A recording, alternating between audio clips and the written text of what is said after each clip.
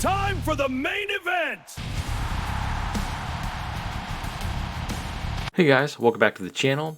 We got some pretty big news for the Dead or Alive franchise, which is shocking to hear, and that's Dead or Alive is opening EVO.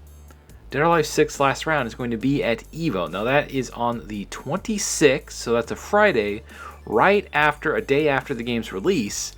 But there's a major thing that's also happening on the 25th, which is the launch of the game. If you know, you know, and we'll go over that here in a second. And also, the series producer, or the game's producer, is also going to be at EVO. So does that mean we're going to see Dead or Alive 7?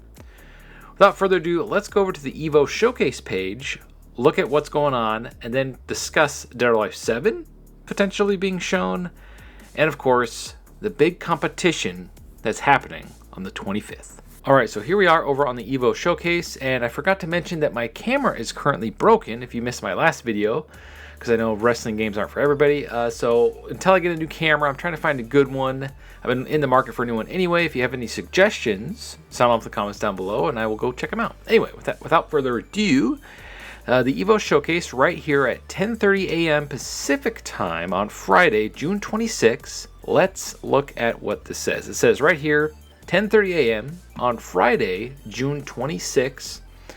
It is 4 players. Dead or Alive. It's the first thing. Dead or Alive, 4 players battle it out for a piece of a $1,000 prize pool in a single elimination Dead or Alive 6 exhibition, followed by a word from the game's producer, Yosuke Hayashi, and I apologize if I butchered that. So the fact that the game's producer is there gets me excited because either A, he's going to talk about potential DLC characters, or probably the first wave of costumes like the season passes.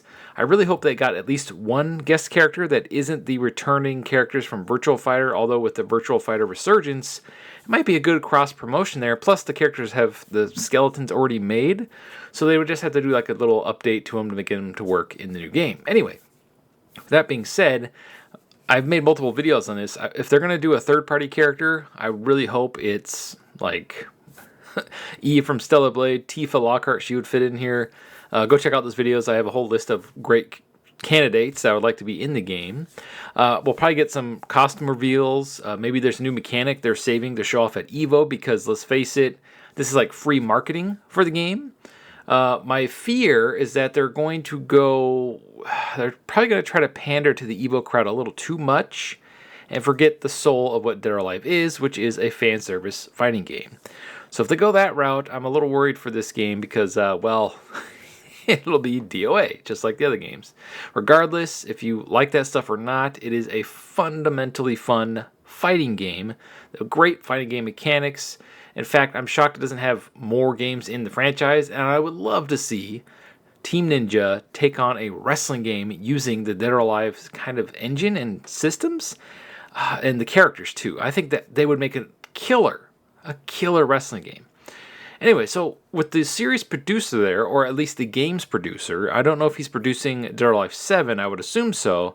It'd be really cool if they had like a little trailer or snippet for Dead or Alive 7. I would love to see something else, because we got that little tiny teaser. I think that was at one of the PlayStation events earlier in the year. I think it was back, what was that, February? I would love to see something. Like, what are they working on? Is there like a feature or a character? Usually at EVO, they'll show like season pass characters and stuff like that. So maybe they'll show the first 3 characters and coming to a pack, or the first character of the first pack, because that's how Street Fighter, Tekken, and all these other games do it. So that'd be really cool if they did that. If they do stick with characters that they own, there's a ton of characters that they could pull from, which I made multiple videos on. So go check those out. So what is the big competition that I was talking about earlier? Well, there's a little game, tiny little game, you may have heard of it, called Grand Theft Auto 6, and its pre-orders go live on June 25th, the same day as the release of this. I don't care what platform that you're buying Grand Theft Auto on, either Xbox or PlayStation. If you buy it on Steam, you're fine because it's not going to be available there, but on PlayStation or Xbox, I hope you download it and pre-download it the night before, because I have a feeling that the entire thing is going to crash for most of the day with people pre-ordering the game. I have a feeling that it's going to get a lot of traffic because of Grand Theft Auto 6, because I have a feeling there's also going to be a trailer. What also sucks about this is that I feel like it's going to steal any little morsel of publicity the game could have gotten on the 25th. Grand Theft Auto is going to be blowing up on all the news feeds. That's all anybody's going to be talking about. And Dead or Alive will be buried in all the news. And that really sucks for the franchise. Talk about like poor timing on their part. If I was them, I would move the release like a couple days just because of that. But it kind of lines up with this EVO event. So hopefully the EVO event will bring all the eyeballs to it like it needs to get the game to sell. Because I have a feeling this whatever this is, because they haven't really shown much, I don't think it's going to do well. It's a $40 basically upgrade for the PlayStation 5 and Series X, because the original version launched on the PS4 and the Xbox One. So you're essentially paying $40 for a upgrade, like a PS5 upgrade. That's literally how it feels. It's like they added a couple new bells and whistles. I feel like this should have been like a $10 to $15 upgrade, and then they could have just added in a bunch of new costumes, and that would have really I feel like that would really quelled people's fears, because a lot of people are complaining about that $40 price tag.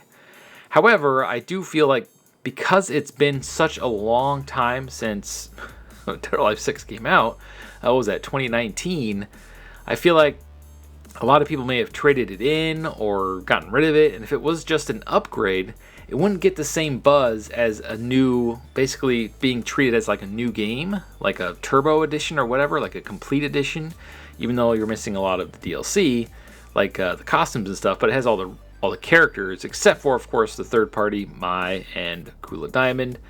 So there's just a lot of I don't know what they're going with here. Their messaging needs to be a little better. Hopefully they answer all our questions and show us some really cool stuff at EVO. With that being said, what are some things you would like to see at EVO? Do you think the game's going to be washed out of existence because of the Grand Theft Auto pre-order day? Hopefully you guys get it downloaded the night before. It is available where I'm at 9 p.m. the night before. I have a feeling the Grand Theft Auto pre-orders will go live probably around 10, 11 a.m. the next day. So as long as you get the game downloaded and ready to go, I think you'll be safe. Who knows? Maybe they have extra servers ready to go for the pre-orders rush that's going to happen, even though it's a digital game. You're not going to run out of digital pre-orders. I don't know why people want to pre-order so early when it comes to a digital pre-order. Now, physical, that's different, like Best Buy and stuff like that. They might get a lot of traffic too. Anyway, that's the news for today. I just wanted to make you guys aware of this and just give you my 2 cents on how I'm worried about the franchise going forward. I really hope this game does well so they get more funding for Dead or Alive 7. Because if Dead or Alive 7 doesn't have a lot of features and it's bare bones, I feel like the franchise is cooked. Because, it's been kind of dead since Dead or Alive 6 was pretty much axed.